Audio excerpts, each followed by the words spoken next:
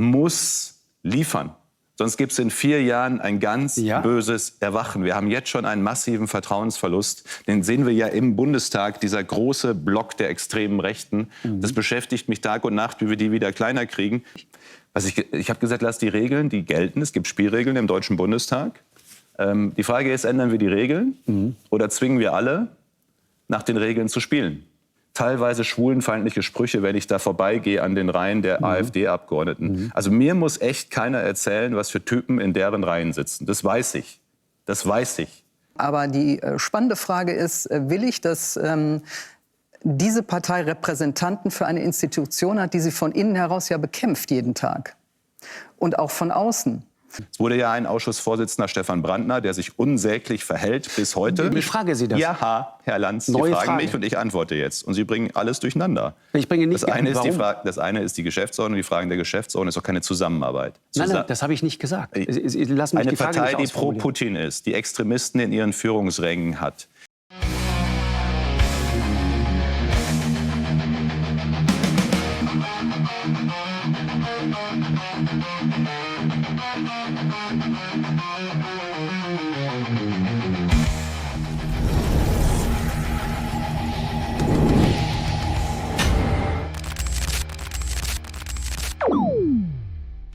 Hey Leute, willkommen in der Realität. Kaum wird irgendwo über Ministerposten gesprochen, zack, da ist Jens Spahn wieder in jeder Talkshow und erklärt uns die Welt. Zufall oder steckt da mehr dahinter? In der aktuellen Landsendung redet er plötzlich wieder, als wäre er schon längst zurück auf der Regierungsbank. Warum er gerade jetzt überall auftaucht und was das über den Zustand unserer Politik verrät, das schauen wir uns zusammen an. Lasst ein Like da, wenn ihr auch denkt, dass manche Politiker nie wirklich weg sind. Abonniert den Kanal für mehr Realität und haut eure Meinung in die Kommentare. Ich bin gespannt, was ihr denkt. Auf geht's! Mehr Netto vom Brutto, Generationengerechtigkeit, Mindestlohn 15 €, dann findet man im neuen Vertrag eher wachsweiche Formulierungen, sagte sie deshalb neulich. Viele Bürger haben das Gefühl, für mich ändert sich nichts, alles wird eher noch schlechter. Herzlich willkommen, Bärbel Baas, freue mich sehr.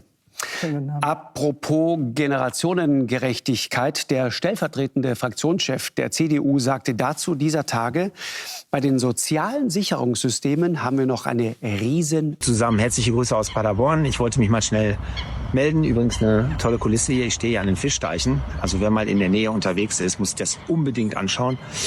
Heute nur kurz, ausnahmsweise etwas in eigener Sache. Ich bleibe Generalsekretär der CDU Deutschlands. Ich finde das gut, das richtig gut, weil es ist genau mein Ding. Klar, und das ist auch gut, gab es die Möglichkeit, auch einen Kabinettsposten zu übernehmen.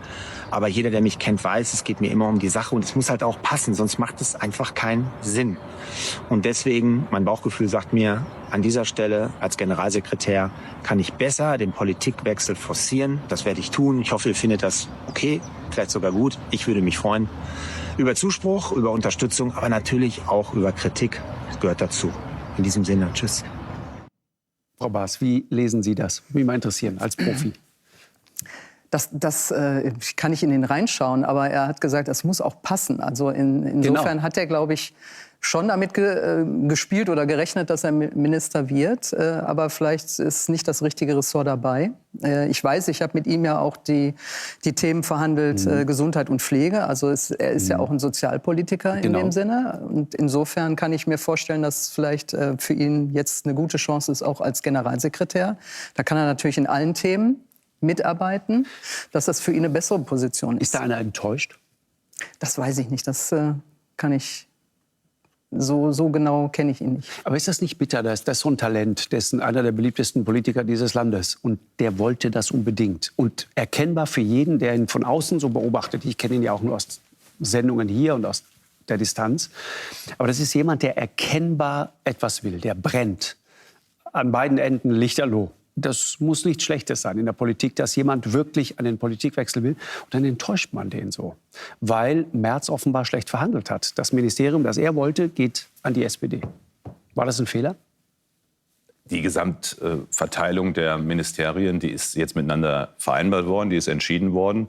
Das ist immer auch ein Austarieren unterschiedlicher Interessen. Unterm Strich, finde ich, ist das gut gelungen. Finden Sie wirklich? Heißt aber eben, ja klar, Sie finden 7 Ministerien für die SPD, finden Sie gut? Wir haben als Union, ich sehe die Union immer gesamt, Außen und Innen, innere und äußere Sicherheit. Wir haben das Thema Forschung, Innovation, Bildung, gesellschaftliche Themen, Wirtschaft. Wie kriegen wir den Laden wirtschaftlich wieder flott? Das passt schon gut. Daraus werden wir jetzt eine gute Aufstellung machen. Übrigens halte ich auch wenig davon, jetzt immer zu gucken, wer hat was. Also wir schaffen entweder das gemeinsam, Union und SPD. Nein, das ist schon wichtig, weil alle fragen mich jetzt immer, wo habt ihr euch durchgesetzt, wo habt ihr euch durchgesetzt? Diese große Koalition muss liefern. Sonst gibt es in 4 Jahren ein ganz böses Erwachen. Wir haben jetzt schon einen massiven Vertrauensverlust. Den sehen wir ja im Bundestag, dieser große Block der extremen Rechten. Das beschäftigt mich Tag und Nacht, wie wir die wieder kleiner kriegen. Und das geht nur mit Vertrauen, gutem Regieren. Und deswegen halte ich wenig davon, jetzt immer diese Betrachtung zu machen, wer hat was, wie, woraus geholt, sich durchgesetzt. Wir müssen gemeinsam und wollen auch gemeinsam gut regieren. Dieser große Block, wenn Sie sagen, das beschäftigt mich Tag und Nacht, wie wollen wir die kleiner kriegen? Wie wollen Sie das machen? Gut regieren, liefern, illegale Migration weitestgehend beenden, dem Land wieder Wachstum geben, Jobs sichern, für innere Sicherheit sorgen. Jeden Tag in den letzten Tagen mindestens eine Messerattacke irgendwo in Deutschland. Das beschäftigt viele, nachvollziehbarerweise. Und da müssen wir im Alltag spürbar einen Unterschied machen. Wissen Sie, Fernsehsendungen helfen da nicht mehr, Koalitionsverträge helfen da nicht, Reden, Schreiben hilft nicht. Das Einzige, was hilft, ist tun, umsetzen, so dass es im Alltag spürbar wird. Kriegen wir damit jeden zurück? Nein. Ja. Aber ich glaube schon, dass ein Großteil der AfD-Wähler am 23. Februar schon auch schaut, macht sich jetzt was bemerkbar im Alltag? Kann ich wieder Vertrauen fassen in die beiden Volksparteien? Aber was passiert da gerade, Frau Baas? Jens Spahn, ist auch viel darüber berichtet worden, hat sozusagen eingefordert, im Grunde die AfD im Parlament wie eine normale Partei zu behandeln. Das habe ich nicht gesagt. Sie haben gesagt, da geht es um die richtige Mischung im Umgang mit der AfD in den parlamentarischen Abläufen. Wichtiger Unterschied. Wichtiger Unterschied. Also Sie haben sozusagen gesagt, Bundestagsvizepräsident gar nicht so entscheidend. Aber die Frage, wie binden wir sie ein in die parlamentarischen Abläufe? Also wer stellt den Chef in dem einen oder anderen Ausschuss und so weiter? Da haben Sie im Grunde gesagt, lass uns die so behandeln wie alle anderen auch. Richtig? Ich habe gesagt, lass die Regeln, die gelten. Es gibt Spielregeln im Deutschen Bundestag. Die Frage ist, ändern wir die Regeln oder zwingen wir alle, nach den Regeln zu spielen?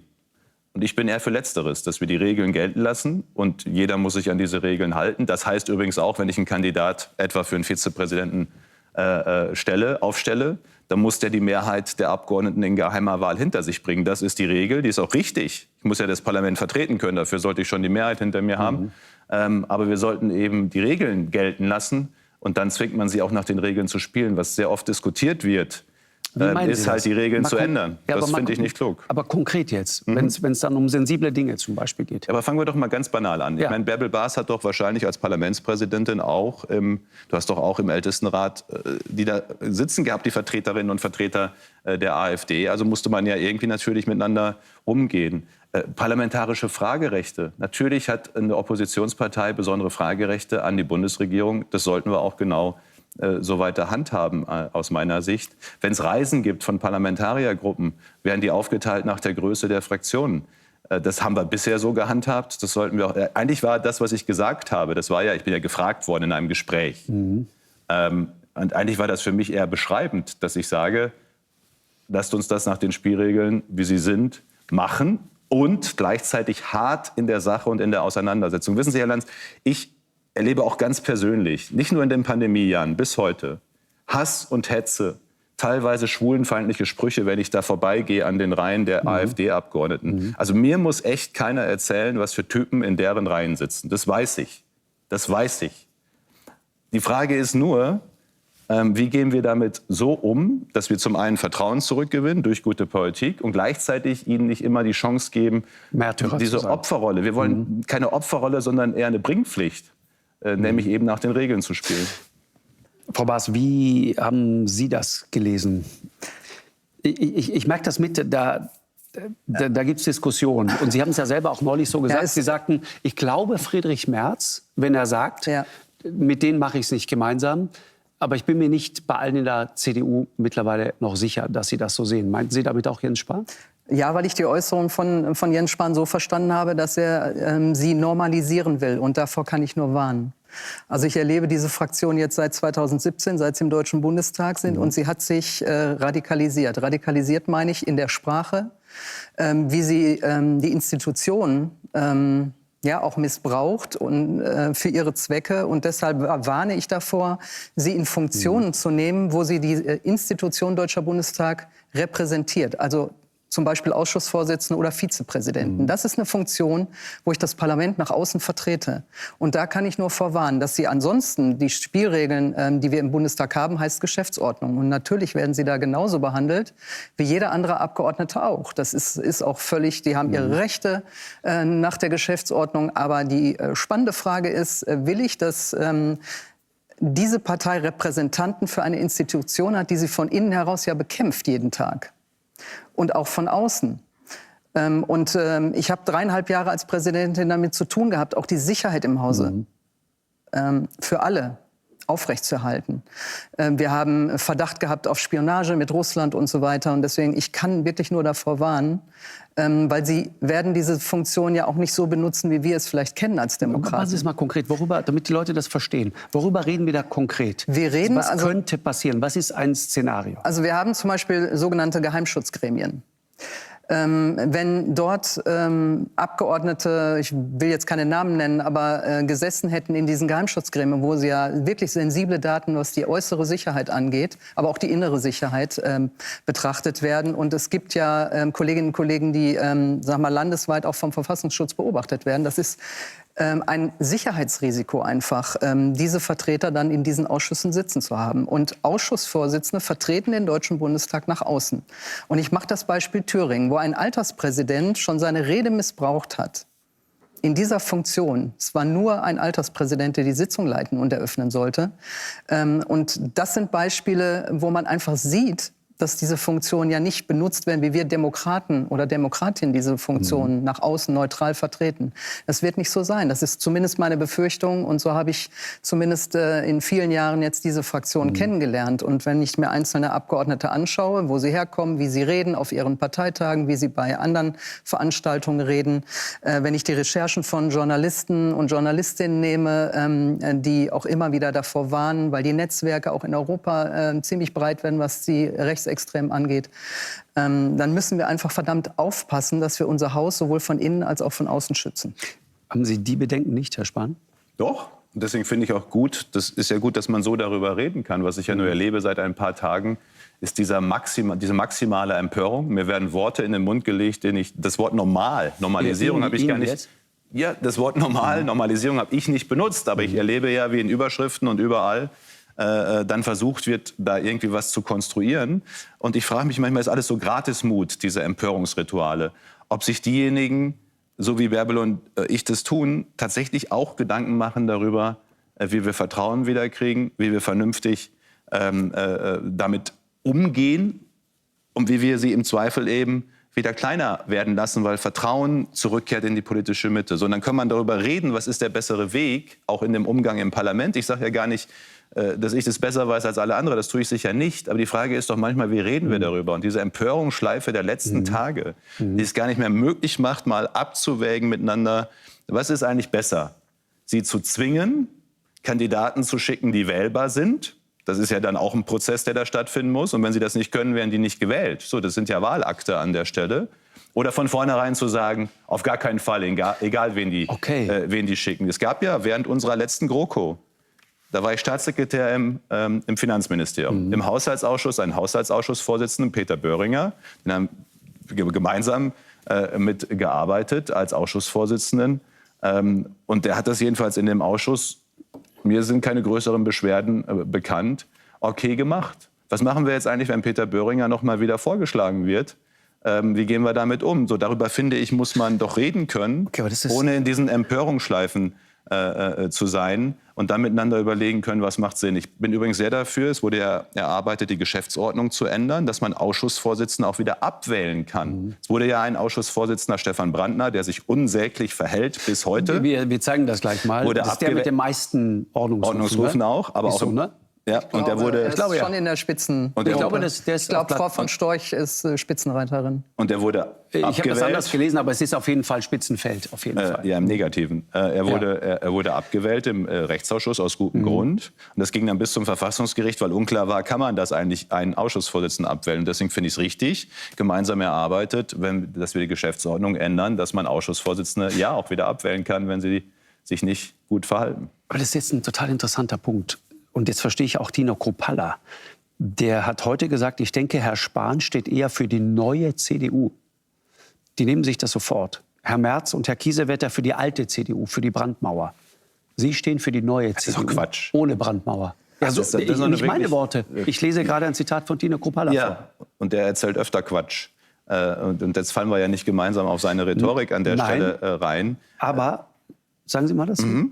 Also CDU und CSU brauchen jetzt wirklich, wir sind klipp und klar in der Frage der Zusammenarbeit, klarer als manche andere. Wir sind das letzte Bollwerk. Ich meine, die AfD sagt ganz klar, sie will die CDU vernichten. Das ist die Wortwahl dort. Weil sie genau wissen, dass wir diejenigen sind, in vielen Bundesländern auch, etwa in Sachsen und in Thüringen bei den letzten Wahlen ja deutlich geworden, die das Bollwerk sind, die die demokratische Mitte vereinen. Und das ist ja unser Ziel, gemeinsam wieder stärker zu werden, auch durch eine Regierung, die Vertrauen zurückbringt in der demokratischen Mitte. Ja. Und was der Kruppalla da versucht, ist doch nur den Spaltpilz in die Union zu tragen. Das machen wir aber nicht mit. Sie haben ihm das Angebot ja gemacht. Sie haben ihm das Angebot gemacht? Nee, Herr Lanz, doch. Das sieht Frau Baas auch so. Nickt auch gerade. Doch. Ach, das ist doch wirklich... Sie haben ihm das Angebot, die Vorlage für diesen Satz haben Sie ihm geliefert? Ich habe überhaupt niemandem irgendein Angebot gemacht. Ich habe gesagt, lass uns darüber reden. Und jetzt sind Sie im Grunde auch schon wieder in so einem Reflex. Der macht ein Angebot. Ich habe gerade sehr genau zugehört. Ja, die Frage ist doch, wie gehen wir... Ich sage noch einmal, die Grundfrage ist, ändern wir die Spielregeln oder zwingen wir sie nach den Spielregeln mitzuspielen? Und dieses ständig die Spielregeln ändern, gibt da diese Opferrolle, die man sich dann hineinbegibt. Dann heißt es immer Kartellparteien.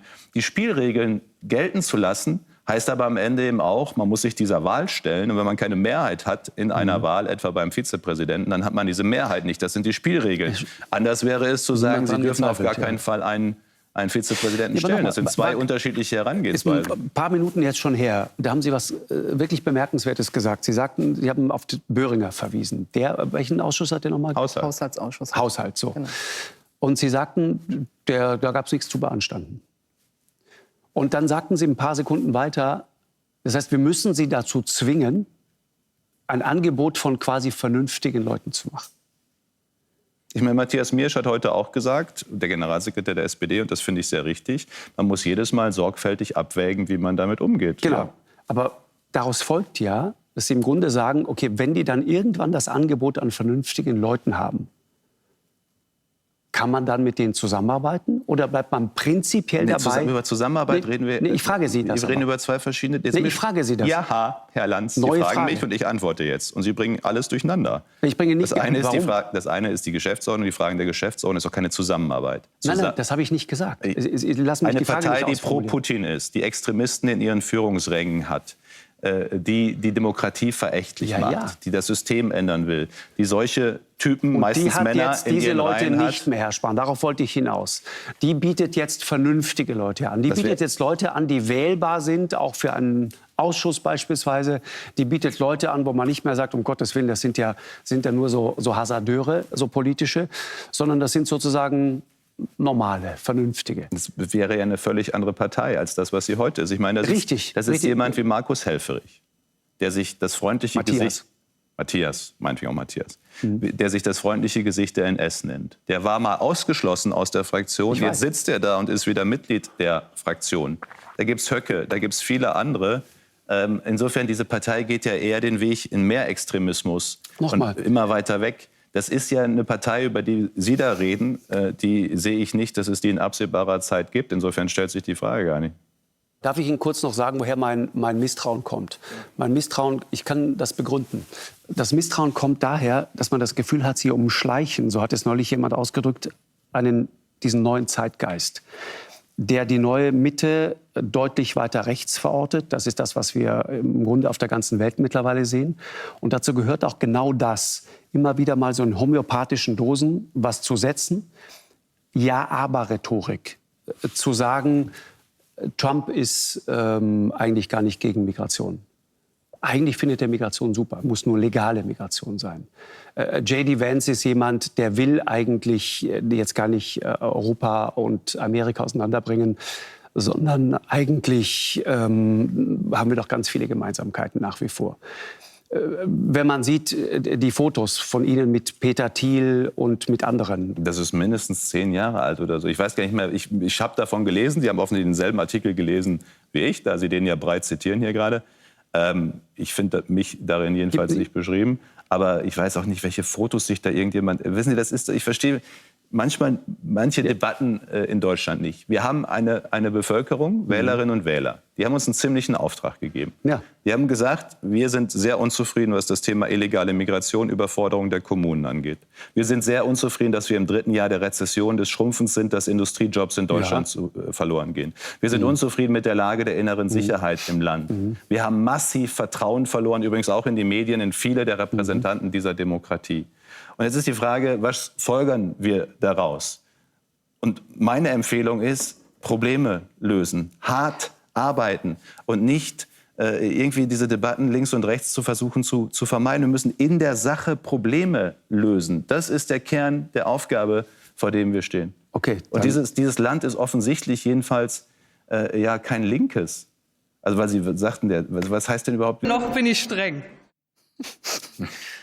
Aber das ist der Ton, ne? der Ihnen ja offensichtlich allen auch irgendwie ein bisschen Angst macht. Es ist schon krass, was da wieder über die AfD gesagt wird. Da wird einfach behauptet, die AfD wäre nicht demokratisch. Sie würde die Regeln nicht respektieren. Aber ganz ehrlich, wer biegt sich denn die Regeln, wie es gerade passt? Wer ändert jahrzehntelange Abläufe nur, um die AfD aus Gremien rauszuhalten? Das sind doch die Altparteien, die machen, was sie wollen, sobald ihnen das Wahlergebnis nicht passt. Und dann Jens Spahn, er sagt, Herr Kruppalla rede Unsinn. Aber Herr Spahn, da müssen wir mal über Sie reden. War das nicht im Fall Helfrich so, dass die Medien ihn als das freundliche Gesicht des Rechtsextremismus bezeichnet haben? Und er hat es einfach zitiert? Und das verkaufen Sie jetzt als Beweis für irgendwas? Das ist doch einfach nur schäbig. Und wenn wir schon beim Thema Verantwortung sind, Herr Spahn, erklären Sie uns doch mal ganz in Ruhe, wie man sich als Ex-Gesundheitsminister mitten in der Corona-Krise eine Villa im Millionenbereich leisten kann. Oder wie das mit René Benko lief. Galeria Kaufhof. Die Mail zeigen doch ganz klar, dass es vertrauliche Kontakte gab, mitten im Lockdown. Das sind Fragen, auf die wir mal eine Antwort bräuchten. Aber nein, stattdessen wird auf andere gezeigt. Also Leute, sagt mir mal, wie ihr das seht. Schreibt's in die Kommentare. Lasst ein Like da, wenn ihr auch keinen Bock mehr auf diese Doppelmoral habt. Und vergesst das Abo nicht.